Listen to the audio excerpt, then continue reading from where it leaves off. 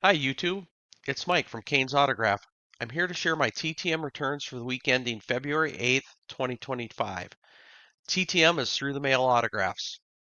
My first return is an 8x10 photo from the 1991 World Series featuring Ron Gant. Mr. Gant signed this in 37 days. Now I intend to send this photo and the one with Vince Coleman that I showed you a couple weeks to Kent Herbeck, see if I can get them dual signed. Just a reminder, you never want to send anything that you're not prepared to lose because sometimes they don't come back. My next return was a 3 of 3 in 22 days from Leon Lee. Not only is Leon a former major league player, but he's one of the biggest stars in Japanese history. He had a legendary career playing in Japan's Pro League, and he's the uncle of former major league slugger Derek Lee.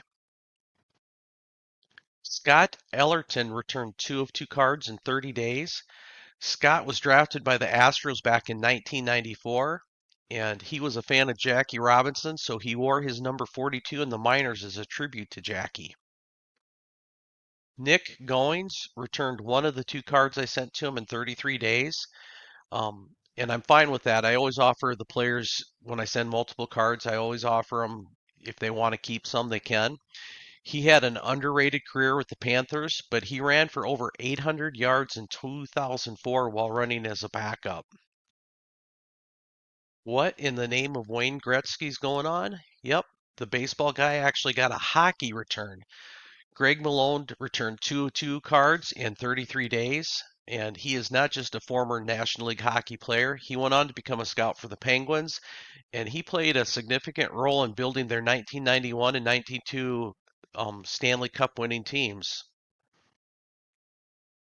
This next return, I've seen a lot of collectors get back recently. Fred Brenning, 2-2 return in 33 days.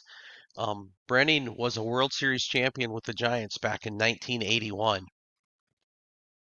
Former Minnesota Twins JT Brewitt returned 2-2 cards in 66 days.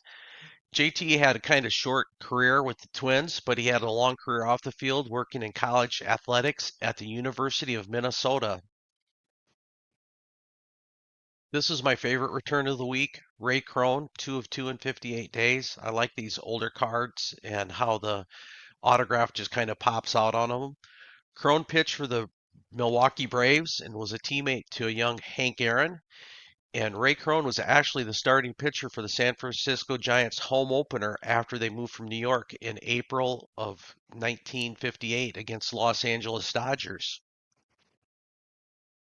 John Curtis was a left-handed pitcher with a 15-year career in the majors. He played for Boston, St. Louis, San Francisco, San Diego, and California. He is part of that rotation in the 70s, which included Vida Blue and Bob Nipner. He returned 3 of 3 cards in 34 days. Next return was from Bruce Kim, who was a catcher and coach, and he actually caught for Mark Fidrich during the Birds' incredible 1976 rookie season. And then he later managed the Chicago Cubs, taking over midseason. His first hit was off Hall of Famer Catfish Hunter, and he sent these 2 cards back in 36 days. Joe Skasky returned 1 of 2 cards in 35 days. He had a short career with the Indians back in 1989. He made his debut against the Yankees, but he only pitched 5 innings in his whole career. Mr. Fred Bean returned 2 of 2 cards in 35 days. Fred played for the Orioles, Yankees, Indians, and Pirates in the late 60s and 70s. His best season was 1973 with the Yankees, where he posted an ERA of 1.68 in 19 games. He was also part of the trade that brought Chris Chambliss to the Yankees. This next guy has such a great baseball name, Charlie Spikes, a 2 of 2 return in 35 days, and he was traded by the Yankees for Greg Nettles. I think that move worked out pretty well for the Yankees. Dave Raja, 2 of 2 return in 34 days.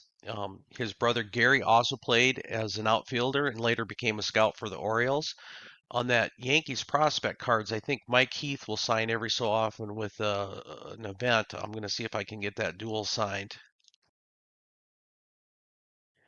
And then I want to share my Wanna Shuffle return with you. So Wanna Shuffle is where if you send in an autographed card in a self-addressed stamped envelope, you get a card back. It's a great way to add some cool stuff to your collection. So last month I sent in a card and Nick is what I got back. It looks pretty nice. I'm pretty happy with it.